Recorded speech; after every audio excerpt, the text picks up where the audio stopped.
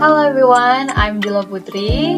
So on this video, I will try to help you how to make a basic question sentence in English. So here we go. Okay, the first one. Ketika kita ingin bertanya sesuatu yang belum pasti waktunya atau suatu kebiasaan seseorang, kita bisa menggunakan kata bantu do or does. Do digunakan untuk subjek I, you, they, we, atau subjek yang lebih dari satu orang. And does kita gunakan untuk subjek she, he, it, atau yang berhubungan dengan subjek she, he, it, seperti nama orang, hewan, dan lain-lain. Okay, for example, do you read a book every day? Yang artinya, apakah kamu membaca buku setiap hari? Dalam konteks ini kita bertanya pada seseorang apakah dia punya kebiasaan membaca buku. Jadi kita menggunakan do pada subjek you. Dan bagaimana jika subjeknya she or he? Kita mengganti kata bantu do menjadi does. Jadi kalimatnya menjadi does he or she read a book every day. In another case, kita bisa menambahkan kata 5W1H pada kalimat dengan kata bantu do or does. For example, where do you go? Artinya kemana kamu pergi? And how do you feel? Bagaimana perasaan kamu? And what else? What do you read? Artinya, apa yang kamu baca? To more information, if you use do or does dalam membuat pertanyaan, make sure kamu harus menggunakan kata kerja. Harus ada kata kerja setelah subjek. Do, subject, and kata kerja or verb. The second, did. Kita menggunakan kata bantu did untuk menanyakan kegiatan yang sudah berlalu. For example, did you go to my home yesterday? Apakah kamu ke rumahku kemarin? Well, pada kata bantu did sendiri itu bisa digunakan untuk semua subjek. Jadi tidak seperti kata does dan do yang memiliki perbedaan pada penggunaannya. Sama dengan halnya pada kata bantu do and does, di kata bantu did kita bisa menambahkan 5W1H untuk membuat pertanyaan. For example, what did you hear last night? Apa yang kamu dengar tadi malam? Yang ketiga, kalimat pertanyaan menggunakan kata bantu to be. Apa itu?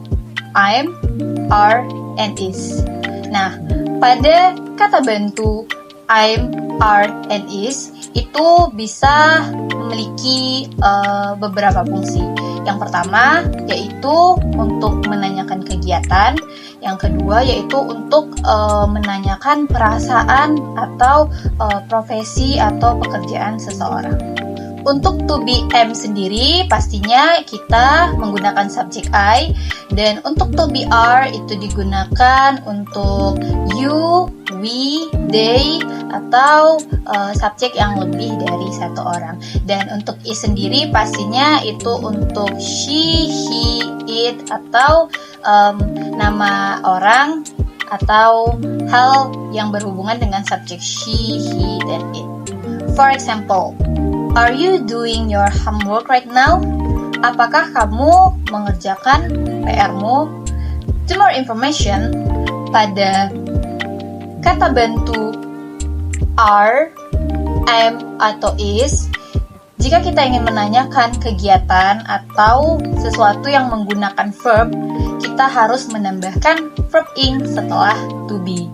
Dan tim A yang kedua yaitu jika kita ingin menggunakan to be dengan dan kata kerja, pastikan kita bertanya pada situasi yang dilakukan saat ini atau sekarang, atau yang sedang dia lakukan. Seperti tadi contoh, apakah kamu tadi mengerjakan PR-mu sekarang? Jika kita ingin menambahkan 5W1H, itu juga bisa. For example, what is he doing right now? Apa yang sedang dia lakukan?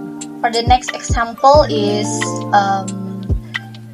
everything okay? Yang artinya, apakah kamu baik-baik saja? Nah, di sini kita menanyakan perasaan seseorang. Atau juga bisa, are you okay? Are you feeling good? Kita menggunakan verb ing karena feel itu merupakan kata kerja. And then what else? Menanyakan profesi atau pekerjaan seseorang. Misalnya, are you a teacher?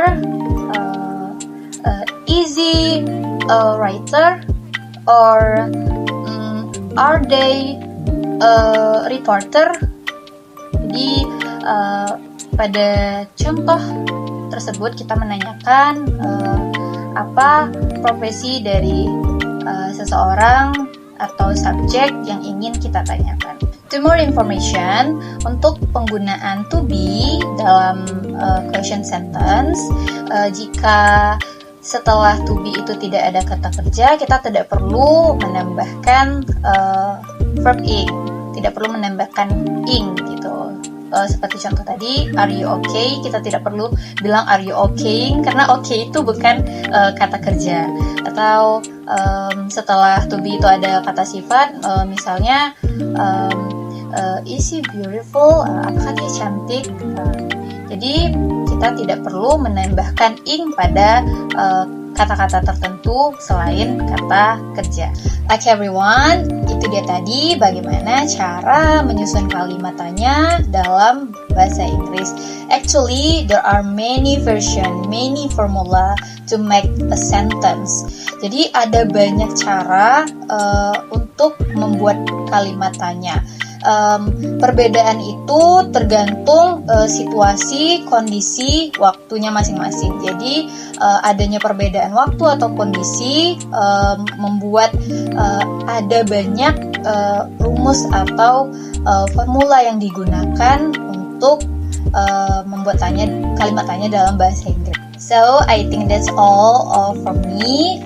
Semoga materi yang disampaikan tadi bermanfaat buat teman-teman semua. If I made mistake, I'm so happy. If you want to correct me, and please tell me, and I will fix my mistake. So